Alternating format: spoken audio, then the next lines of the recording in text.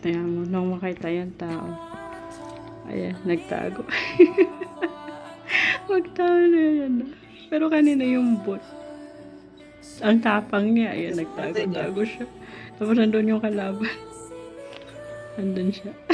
Ano, dumaan lang naman ang kalaban, pumunta doon sa Ripula. Buti hindi ano yun. Buisit na. Porto.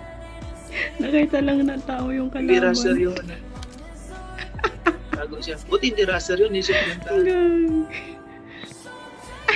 Nagtakot. Ayun na.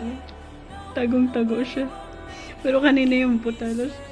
Maupo siya na ano. Ayun na. Ayun ang gumala.